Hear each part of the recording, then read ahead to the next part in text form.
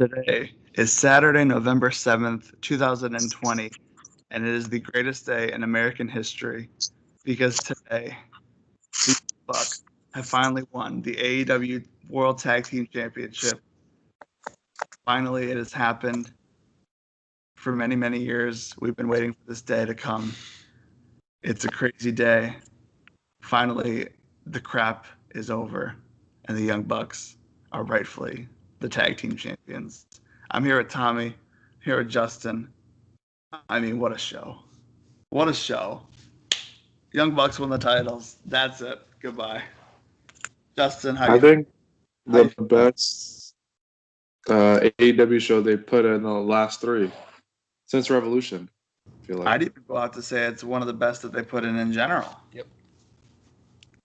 it was stacked. Yeah. Everything delivered pretty much on the show.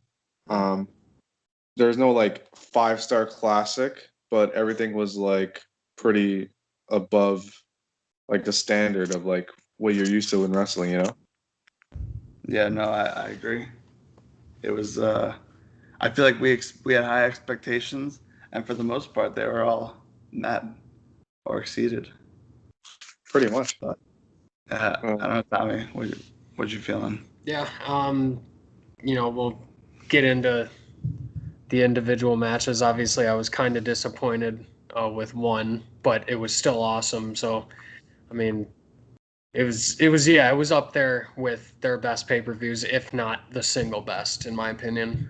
And let me just say before we start with the matches that the Young Bucks Championship merch, yes, it looks really cool, but there's nowhere on the shirt or the hat that says Young Bucks. There's no like streamers or whatever the heck it is like coming down at some point. There's no color. It's just championship. Like anybody could wear that and say I won the tag team championships. Okay, Have they released it though?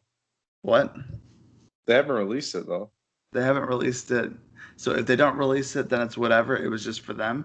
But if they do release it, give me something that says like, even if you put Young Bucks like defeat the Revival, whatever their name is, FTR. I don't know. Okay, let's get into the show. Justin, what you got?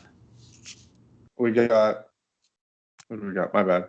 We have Serena versus Allison Kay for the NWA Women's Championship. And I thought it was a pretty good match. Everyone found it funny how they announced 60-minute time limit, even though this went 10 and a half, and it was 20 minutes before the pay-per-view started. Yeah, I didn't notice that until after the fact. But yeah, why would there be a 60-minute time limit when you only got like, whatever time left on pay-per-view? 20 minutes on the pre-show? Yeah, like, I mean, what are we doing? Yeah, I don't know. I didn't really pay attention. I was more on Twitter. There was a lot going on today. Obviously, the Bucks won the titles, so like, a lot to look forward to. Yep, the Bucks won the titles at on the pre-show. Yep, that makes sense. I was gonna say every match the Bucks won the titles, dude. So, no, but the thing that got me really excited was like, I kind of brought up like, oh yeah, Thunder Rose is gonna come out, and then like a second later she came out, so that was pretty cool. Hopefully she signs with AEW or at least has more matches in AEW. Tommy. No, I mean, you don't want to like Allison Kay. You're thinking of the wrong person. Yeah, it was good. I mean, Serena's really good. I thought Allison was like, I had never seen Allison wrestle before, so she was all right. But Serena's, she's one of the best. Wait, who did I mess that up with? Are you thinking Thunder Rosa? No, Sheeta. Sheeta? No, Anyway. you said Allison Kay when we did the pre-show. I don't remember anything. No, it doesn't matter. Next match. But yeah, Thunder Rosa, sign her now. Next match, starting off the show. Oh, right. You don't have the card. Okay, hold on. I don't have the card, dude. I'm just talking. It's 11 o'clock. For context, it's 11 o'clock p.m., 12 on the East Coast. Omega versus Paige, the opener of the show. I'm like, this is going to be like the best opener of all time. It wasn't. It was great. 4.25. But it wasn't the best opener of all time. It wasn't 5 stars. It was a bust. It wasn't this epic. As Mike said, it might be 6-star match. We thought it would main event the show. I thought it was going to go like 30 minutes. They only had like a 60-minute match, which was great. Like the match is great. and Omega won, which is great. Someone said that I read that I noticed after was Hangman didn't hit the buckshot lariat, so that will lead to their second match, and Omega beat him with the one-wing angel because no one kicks out of the one-wing angel, like I said. Yeah, that was awesome. I think like when we were watching it, when Paige went up on like when what's his name when Omega set it up, um, it looked like Hangman was gonna like jump out of it or something, but then I heard Justin Skype, the bell rang, and I was like, all right, well I guess he's not going to. But yeah, other than that, like, I feel like we were like expecting that to be one of the best matches on the card, and I think it was a good match. I just think we had our expectations like through the roof before the match even started. Right. Yeah. Yeah, I mean, on the preview that we did, I went out on a limb and I said I thought it was going to be like Omega Okada level. It was not. It was still very good. I enjoyed it a lot. There's no doubt about it. But yeah, unfortunately, in your 5 stars or bust scale, this one was a bust. But it wasn't a bust though. It was a good match. No, it was because it's 5 stars or No. bust, and it wasn't Well, 5 stars. on my scale, it was Great. 4.25. I was saying, like, in a scale that we I know. this dumb joke that I started. I can't remember what show we did this on. Probably Revolution. It failed our expectations. Not saying it wasn't like a great match because it is. It was, yeah. So Kenny, #1 contender. There you go. Next match we had John Silver versus Orange Cassidy. Oh This my match. god.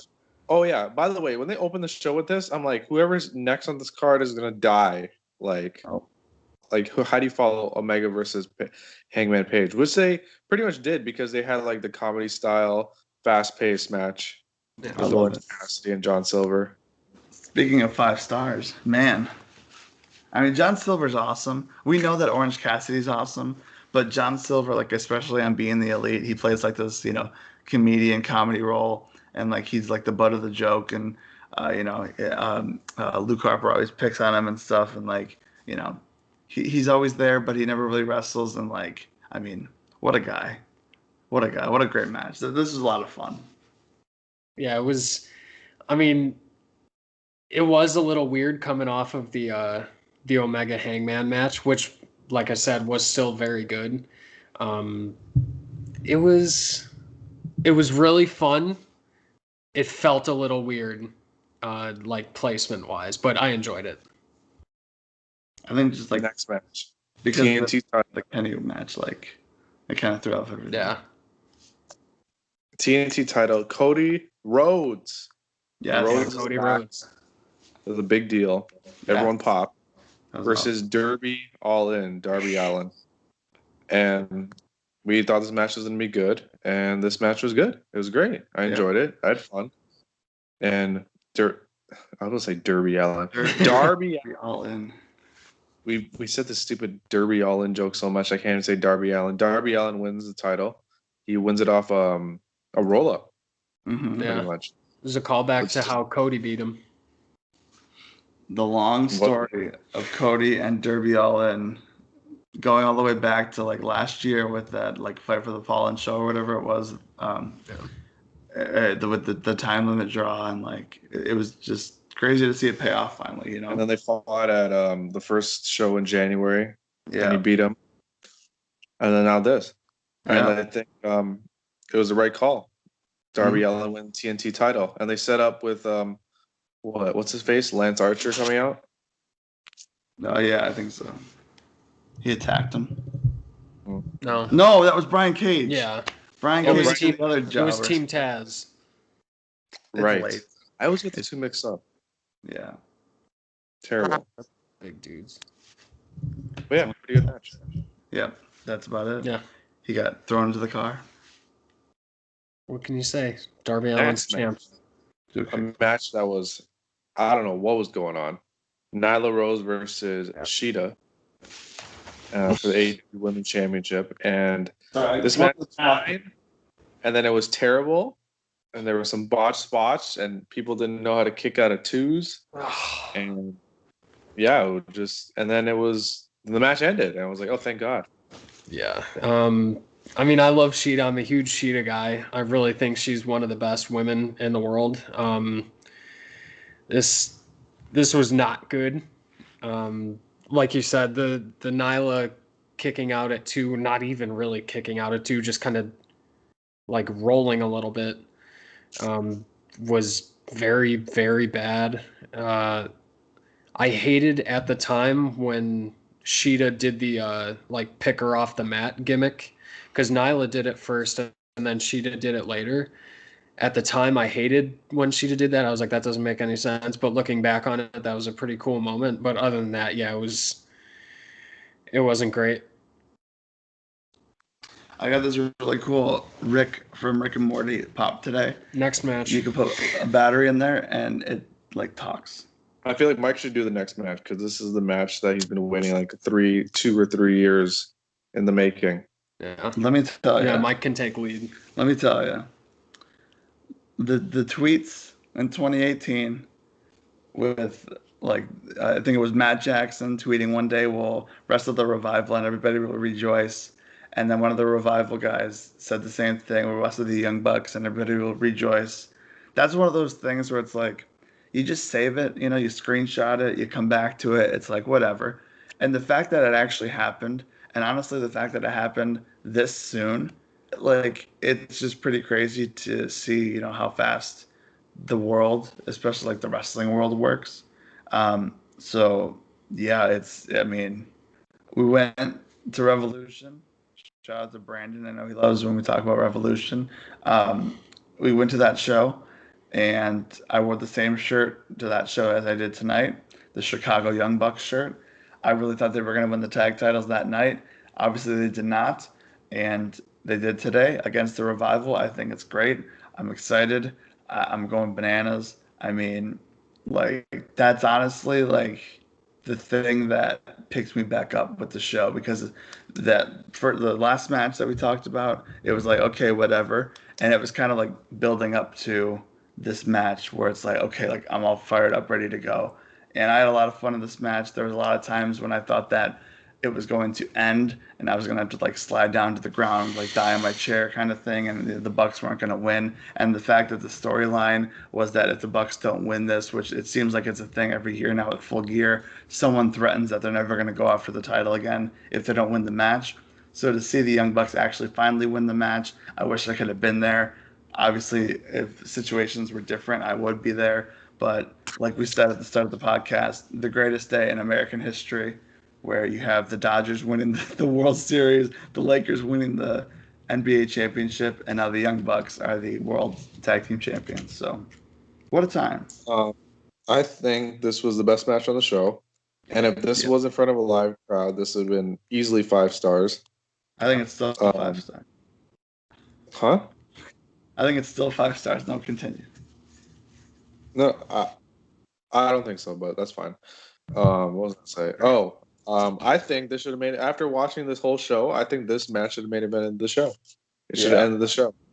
I'm not saying. I know you're supposed to put the world title on last. It's like, a thing, but like your tag titles are your world titles of the tag team division. And if you're not a singles competitor, what's the biggest prize? Tag team. So I feel like it's the equivalent. You know what I mean? Even though most companies don't treat it that way, I feel like this should have been the last match on the show. Yeah, I agree. I mean, this was, to me, I'm echoing you guys, match of the night by far. It wasn't quite that Revolution match, but that was really, really good. And it didn't really seem like it took too long to get into it, because sometimes these tag matches will start really, really slow. But this one kind of just kept up the pace the whole time, which was awesome. And yeah, it was extremely entertaining. They got some crazy spots in, and hey, the Young Bucks did it. It was awesome. And at the end there, you had Kenny come out, celebrate with the Bucks. And Hangman. And then freaking little Hangman just like, first off, he's in the babyface entrance. He's looking around the corner like, hey, maybe I should go out there. So, I mean, that's one of those things where it just kind of ties everything together, and then it leaves a string that's like hanging off to the side that you gotta like tie eventually. So, I mean, Finally. Like, I feel like this is like every time we go to the show, I just need the Young Bucks to win the titles, and then finally they do so. Yeah, another thing that I actually just thought of, Mike bringing up the Hangman thing.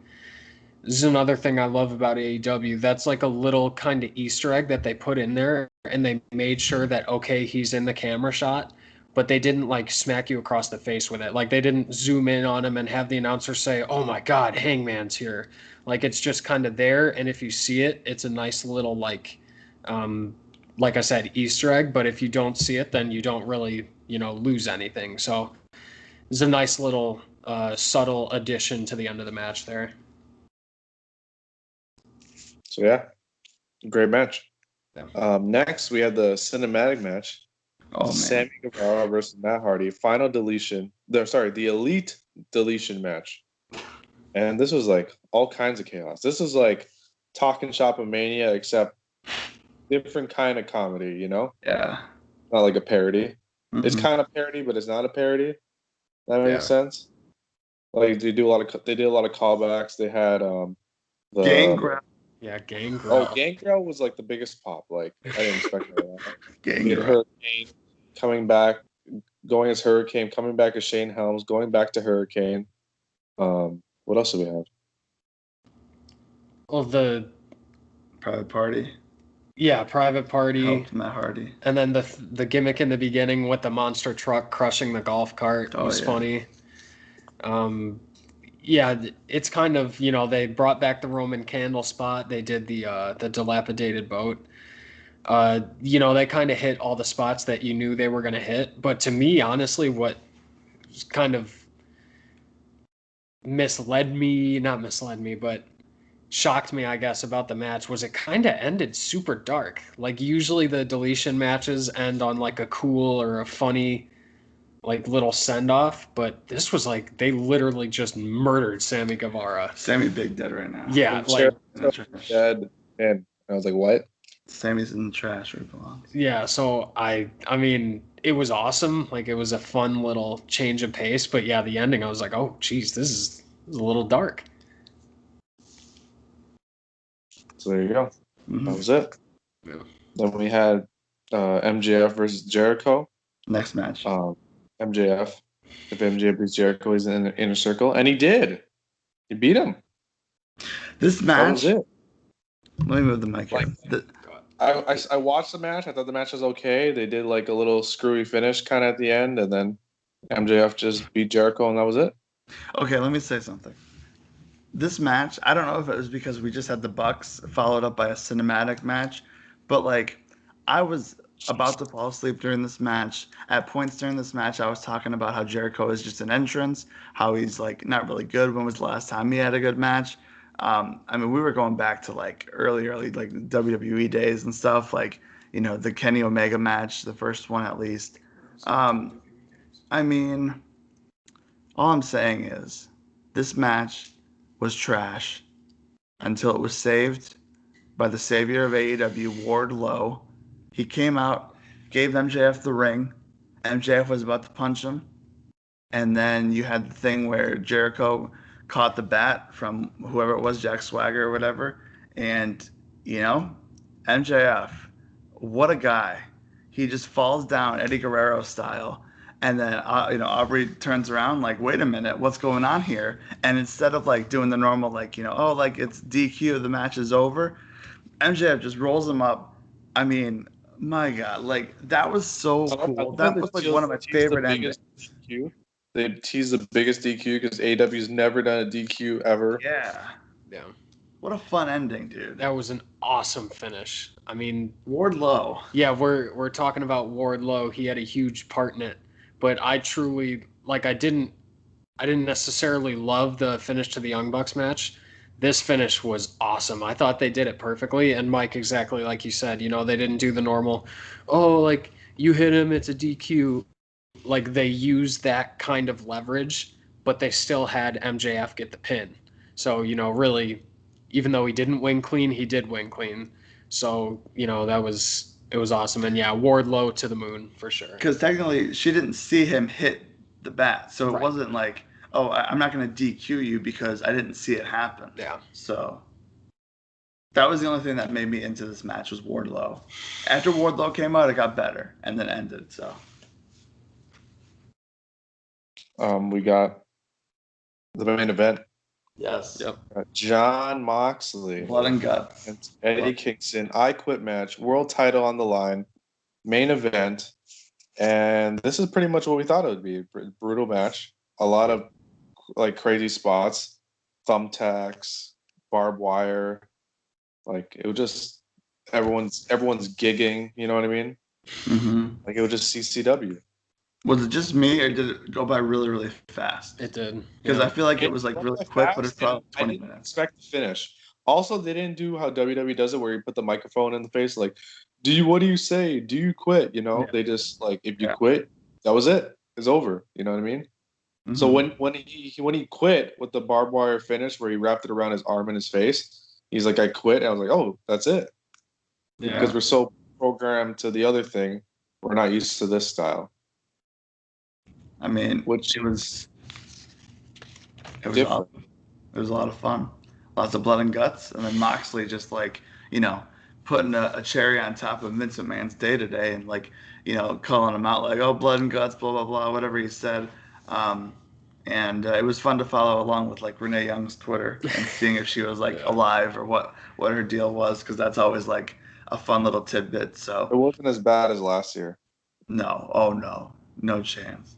It was like a Last year very was very like, down.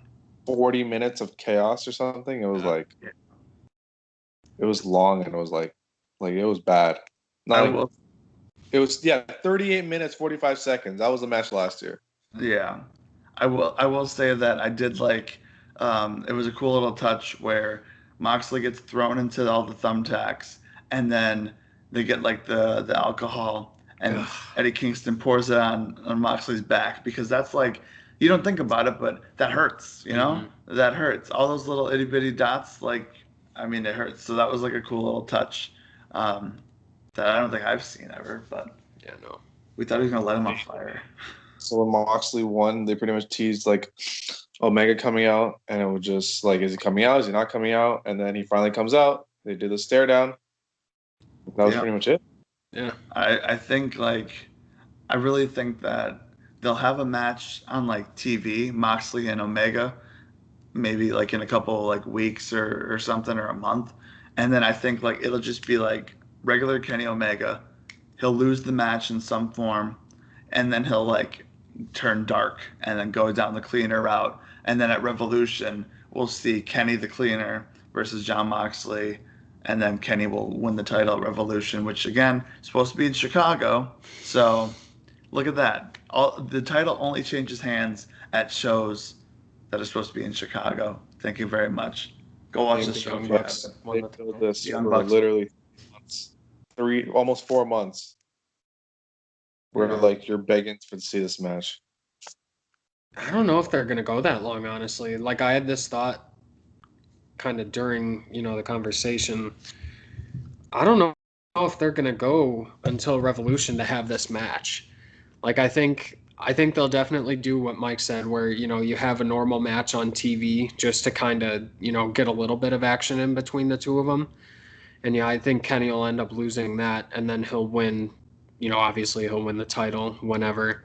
But I think maybe, I don't know, last Dynamite of the year, some big Dynamite, I think they'll do the title change, because I don't know if they can have 4 months to wait, because Moxley has to get back to Japan to drop that title. But yeah, I don't know. It'll be interesting to see how it develops, and I certainly trust them no matter how they're going to do it, because they've shown that they're nothing but good at these, long-term stories. So go ahead. I thought, like I said, I feel like the tag match peaked the show. Yeah. And after that, I'm not saying it's downhill, but I'm saying it never got back to that point. Yeah. Yep. So I wish the tag match ended the show, and it would have helped the show just a little bit better. I'm not complaining about the show. This was a great show, but it would have just made it even that much better. Mm-hmm. There you go. And that's it. Yeah. That's the show. We're out of here. That's it. We'll talk to you in the next one.